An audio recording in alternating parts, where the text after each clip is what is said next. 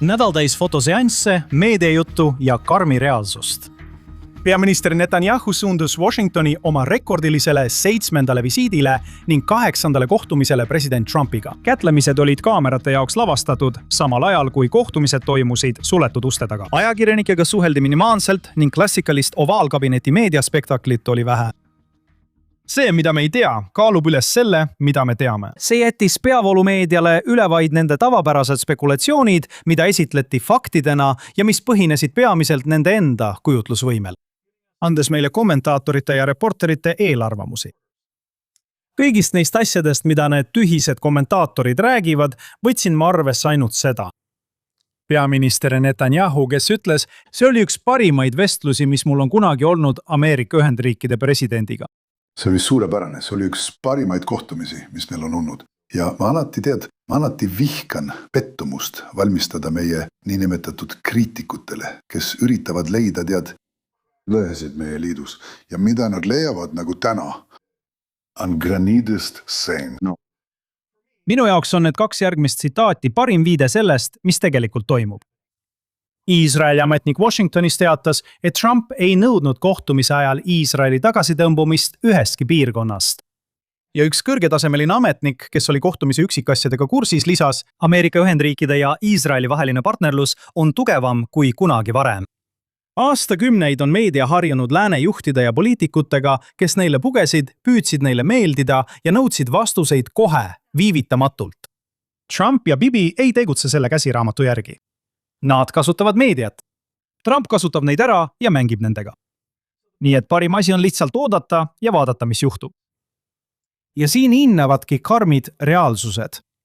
Sest samal ajal, kui liitlased kohtusid Washingtonis, otsustas Iraan saata oma sõnumi. Poliitilise dialoogi teadete kõrval ründas Iraan teisipäeva õhtun taas Ameerika sihtmärke Jordaanias. Seetõttu on Washington keskendunud täpselt sinna, kuhu Teheran teda hoiab. Hormuzi väina ja selle mõjudele maailmamajandusele. Iraanlased veavad ameeriklasi mööda venitamise ja kurnamise konarlikku teed nii kohapeal kui ka läbirääkimiste areenil. Iraanlased usuvad, et nad kavaldavad Ameerika Ühendriigid üle, just nagu ukrainlased on juba üle kavaldanud teise suurvõimu, Venemaa.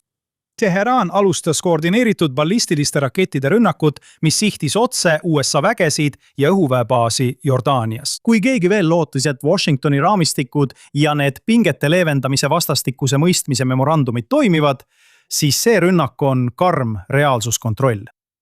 Teheran saatis oma sõnumi, et see kokkulepe pole lihtsalt läbikukkumine, vaid seda lõhutakse aktiivselt tükkideks. Miks siis lääs ikka ja jälle täpselt samasse lõksu langeb? Oded Elam, endine Mossadi terrorismivastase osakonna juht ja praegu Jeruusalemma julgeoleku ja välissuhete keskuse teadur, väidab, et Ameerika Ühendriikide põhimõtteline viga seisneb selles, et eeldatakse, nagu Iraan suhtuks läbirääkimistesse samamoodi nagu lääne inimene. Tema sõnul seisneb põhiküsimus selles, et Washington ja Teheran mängivad täiesti erinevaid mänge. Ameerika Ühendriigid näevad läbirääkimisi kui teed kokkuleppeni ja kokkulepe on finišion. Ameeriklased tahavad lõplikku lahendust. Iraani jaoks on aga läbirääkimised lihtsalt veel üks viis konflikti pidamiseks. Kokkulepe on vaid ajutine vahepeatus ja nende tõeline eesmärk on saavutada strateegiline eelis. Elam juhib tähelepanu sellele, et see on väga tõhus diplomaatiline stsenaarium, mida Teheran on kasutanud juba üle 40 aasta. Iga kord, kui Iraani diplomaat väidab, et nad soovivad kompromissi, järgneb sellele peaaegu alati hoiatus kodumaiste kõvaliini esindajate kohta, nagu RIGC või ülemjuht. Elam väidab, et see ei ole Teherani jaoks õnnetu poliitiline komplikatsioon. See on nende teadlik läbirääkimiste strateegia. See on loodud selleks, et saada pidevalt järeleandmisi, sanktsioonide leevendusi ja sümboolseid žeste Washingtoni võimukandjatelt, kes kardavad eskalatsiooni ja ei talu ebakindlust. Isegi tohutu majandusliku ja diplomaatilise surve all ei tunne Teheran Elami sõnul mingit kaotuse tunnet. Režiimi sisemine narratiiv räägib vankumatust vastupidavusest. Pärast hoolikalt lavastatud ülemjuht Hamenei matusetalitust eelmisel nädalal režiimi tegelike võimukeskuste nagu RIGC enesekindlus on ainult kasvanud. Juba ainuüksi see, et ülemaailmne suurvõim ikka ja jälle läbirääkimiste laua taha naaseb, on Teherani jaoks psühholoogiline võit. Samal ajal kritiseerib Elam Ameerika vastust, öeldes, et see seab esikohale vaoshoituse, mitte otsusekindluse. Ta viitab tuhandetele USA merejalaväelastele, kes ootavad rünnakulaevadel nagu USS Boxer ja USS Tripoli. See on pilt tohutust sõjalisest võimekusest, mida pole suudetud otsustavaks strateegiliseks tegevuseks muuta. Tema sõnul näib, et Ameerika Ühendriigid juhivad kriisi ja reageerivad Teherani tempole selle asemel, et ise mängureegleid dikteerida. Lisaks pole Pentagon veel esitanud president Trumpile praktilist operatiivplaani Hormuzi väina turvamiseks ja administratsiooni huvi pikaajaliseks sõjaliseks kampaaniaks on endiselt väga väike. Mis siis on alternatiiv? Elam rõhutab, et USA'l on piisavalt sõjalist jõudu, et avaldada tohutut survet ilma kuluka maismaa sissetungita. Washington saab kehtestada ulatusliku mereblokaadi, kasutades meremiine ja allveelaevu, et sihtida Iraani peamisi majanduslikke eluliine. Siiski nõuaks selle elluviimine tohutut strateegilist kannatlikkust, poliitilist vastupidavust ja valmisolekut taluda vastulöögi kulusid. Oma dussi, mida Elam usub, et järjestikustel USA administratsioonidel on puudunud. Lõppkokkuvõttes järeldab Elam, et kui läbirääkimiste eest antaks Oscarite auhindu, oleks Iraani diplomaatidel riiul Oscareid täis. Iga voor järgib täpselt sama stsenaariumi ja iga kord ostab Washington pileti samale etendusele. Kui ameeriklased saabuvad pidevalt laua taha uute ettepanekutega, siis iraanlased saabuvad kannatlikult. Ja lõpuks jääb peale kannatlikkus. Ma olen endiselt lootusrikas, sest ma arvan, et sellel administratsioonil on olemas see, millest enamikul lääne valitsustel puudus on. Ideoloogiline ankur. Need juudikristlikud väärtused, mis ehitasid üles lääne tsivilisatsiooni. Õige vastus Iraanile nõuab absoluutset moraalset selgust, julgust nimetada kurjust selle õige nimega, diplomaatilise keerutamise tagasilükkamist. See nõuab meilt meelespidamist, et rahu ei ole lihtsalt sõja puudumine, vaid õigluse olemasolu. See tähendab süütute kaitsmist türannia vastu. See on moraalne kohustus ja rahalised kaalutlused ei tohi olla peamine kaalutlus. Aga see tähendab, et sellele tuleb läheneda ettevaatlikult, süstemaatiliselt, kõrvaldades ohud, mida Iraan kujutab endast Pärsia lahe piirkonna jõupingutustele ja eriti Hormuzi väinas ülemaailmse majanduse stabiilsusele. Seda tehes tuleb mõista, et lääne tsivilisatsiooni liider peab näitama niivõrd absoluutset jõudu, et inimkonna vaenlased mõistaksid, et nende fanaatilised ambitsioonid on põhimõtteliselt võimatud. Kui lääs ei leia oma veendumusi uuesti üles, kaotab ta pidevalt positsioone nende ees, kellel need tegelikult olemas on. Me ei saa võita tsivilisatsioonide vahelist võitlust, kui meie ainus mure on kasum või rahaline kaalutlus. Meie Iisraelis õppisime seda raskel ja valusal moel. See on hea ja kurja vaheline võitlus, mille määratus on selline, nagu see on kirjeldatud lääne tsivilisatsiooni juudi kristlikes väärtustes. Mitte see propaganda, mida meile meedias ja sotsiaalmeedia platvormidel söödetakse, mis on tuletatud marksismist, mis on nüüd end islami usuga sidunud.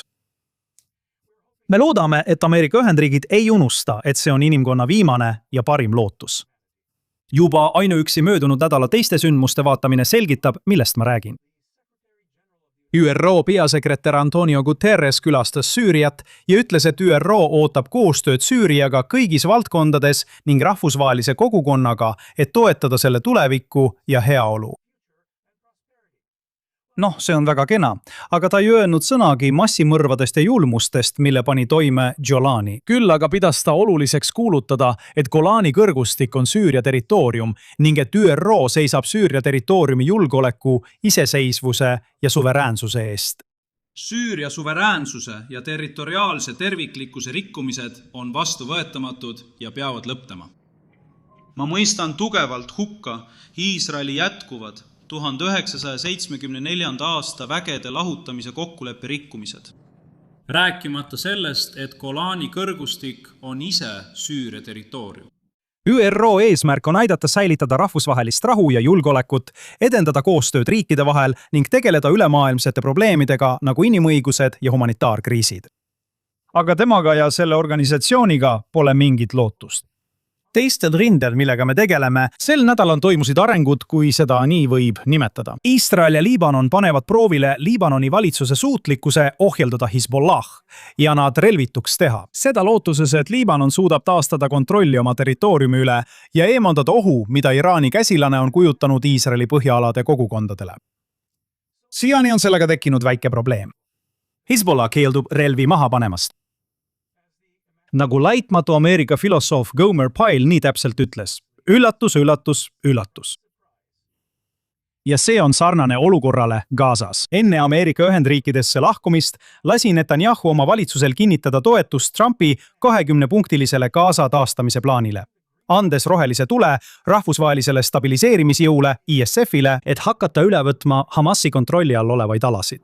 Oodatakse, et jõud koosneb umbes 200 inimesest, Ugandast ja Marokost, riikidest, kellel on Iisraeliga tegelikult lugupidavad suhted, erinevalt Iisraeli vastastest riikidest. Hamasi toetavad riigid nagu Katar ja Türgi, keda Iisrael keeldus missiooni kaasamast.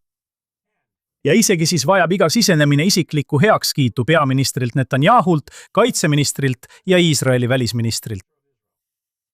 Iisrael otsustab, millised riigid saavad saata vägesid. Avi Abelov, pulseofisrael.com asutaja ja minu isiklik sõber kirjutas selle kohta väga sisuka artikli.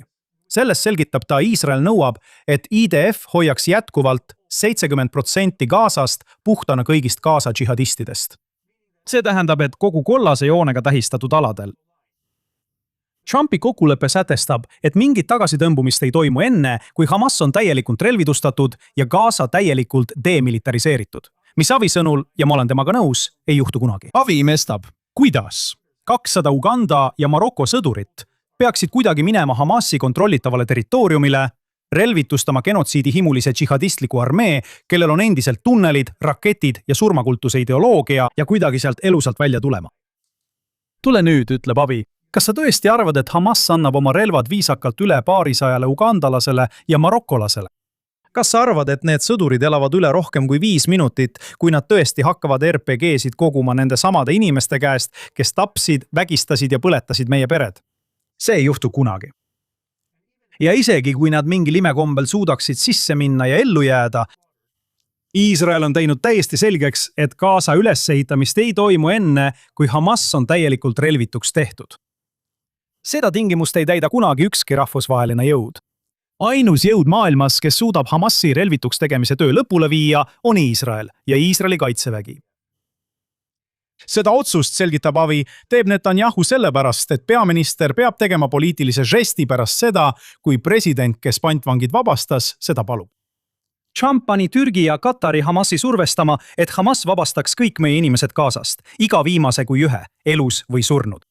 Vastu tasuks mängib Iisrael kaasa rahvusvahelise jõu etendust, mis tegelikult ei relvitusta džihadistlikku vaenlast, kes kontrollib endiselt 30% Gazast. Netanyahu, ütleb Avi, juhib suhet Ameerika presidendiga, kes tõi tegelikult meie pantvangid koju. Olgu pealegi, poliitika on poliitika, ütleb ta. Lihtsalt ärge pidage meid rumalaks, teeseldes, et see on mingi suur Iisraeli kontrollitud territooriumi loovutamine rahvusvahelisele jõule, mis asustab Gaza elanikud ümber. See ei ole sugugi nii. See on hoolikalt piiratud Iisraeli kontrolli all olev ja peaaegu kindlasti juba eos läbikukkunud žest. Ja ma lisaksin, et see on väga sarnane sellele, mida Ameerika Ühendriigid praegu Iraaniga teevad. Ja rääkides Gazast, siis meie iganädalases rubriigis häid uudiseid tuleb 3 kaupa, mille ma just välja mõtlesin, sest meil tegelikult sellist rubriiki pole, aga kui oleks, siis see sobiks ideaalselt, sest seekord on neid 10 korda rohkem. Kas mäletate seda videot, kus vabastati Iisraeli pantvang Agam Berger? Kõik need Hamasi liikmed, keda te siin näete sellel sündmusel, kus tüdruk vabastati, on Iisraeli eriüksus Nili kõrvaldanud. Nad kõik olid seotud tema röövimise ja pantvangis hoidmisega. Ja nad kõik on surnud, ükshaaval, ükshaaval, ükshaaval. Ja lihtsalt teile vihkajad meeldetuletuseks, meie juudid kontrollime maailma ja me teame, kus te olete. TikTok. Täpselt nagu eelmisel laupäeval, kui ootamatult Ukraina ründas Kaspia merel Iraani laeva, mis väidetavalt vedas droonide osi mehitamata õhusõidukeid Venemaale. Kuidas nad seda teadsid? Võib-olla ütles neile seda Ahmed ibn Ahmadinejad. Tead, kes sellest ja teistest sündmustest Gazas ei hakka teatama. Need terroristid, kelle kohta meile meediakanalid ja meediaorganisatsioonid korduvalt valetasid, väites, et nad on süütud ajakirjanikud. Kui mugav. Täpselt nagu see ajakirjanik siin, kes demonstreerib oma ajakirjanduslikke oskusi, Al Jazeera operaator Ahmad Shah, kes oli snaiper ühes Hamasi eliitsealises tiivas. Tundub, et need on nõuded, et olla ajakirjanik Katari uudisteagentuuris. Ta ei tööta enam nende heaks, mitte sellepärast, et nad oleksid teinud õiget asja, vaid sellepärast, et meie tegime. ütle oma väikesele sõbrale hüvasti, Al Jazeera. Nüüd äkitselt, kui Hamas ja Islami džihaad peavad nende auks tseremooniaid, tunnevad need meediaorganisatsioonid ja meediale soodsad kanalid, et nad peavad vahelduseks ausad olema. Kas sa tead, miks need teated tulid? Sest pered, Gaza pered, nõudsid, et need välja kuulutataks, sest siin on mängus raha. Sest kui sa oled ajakirjanik ja saad lahingutegevuses surma, siis selle eest raha ei maksta. Aga kui sa olid Hamasi liige ja said teenistuses surma, saavad pered hüvitist. Nad nõudsid, et see kuulutataks välja nüüd ja peaaegu 2 aastat hiljem avalikustatakse see. Ja ära ütle mulle, et meediakanalid ei teadnud sellest, sest rohkem kui 20 aastat tagasi. Meie Iisraelis andsime neile teavet ja luureandmeid, et näidata neile, et nende inimesi sunnitakse töötama terroristlike organisatsioonide heaks. Ja see kõik kehtib ka nende jalgpallurite ja kohtunike kohta, keda nad süüdistavad meie poolt tapmises. Jällegi, nõudsid perekonnad tunnustuse saamist ja äkitselt tuleb tõde päevavalgele. Nad kõik olid terroristid. Nagu Iisraeli kaitsevägi oma raportis avaldas, ei olnud need isikud sihtmärgiks nende tsiviilametite tõttu, vaid nende operatiivsete rollide tõttu Hamasi ja Islami džihaadi sõjalistes tiibades. Need kasutasid oma tsiviilameteid oma sõjaliste rollide kattevarjuna. Iisraeli kaitseväe rünnakud on suunatud seaduslikele sõjalistele sihtmärkidele. Sõjalise tiiva operatiivi tsiviilamet ei anna rahvusvahelise õiguse kohaselt puutumatust õiguspärase sihtimise eest. Samuti ei anna see meediaväljaannetele ega nende liikmetele õigust avalikust oma isiklike poliitiliste eelistuste nimel petta ja eksitada. P-Meals? See, kes tegutseb petlikult, ei ela minu majas. Kes räägib valesid, ei seisa minu silme ees. Psalm 101:117. Ja Daniel Seaman, aitäh, et liitusid minuga siin saates Straight Up JNS TV stuudiost Jeruusalemmas, Iisraelis. Shabbat shalom ja kohtume järgmisel nädalal.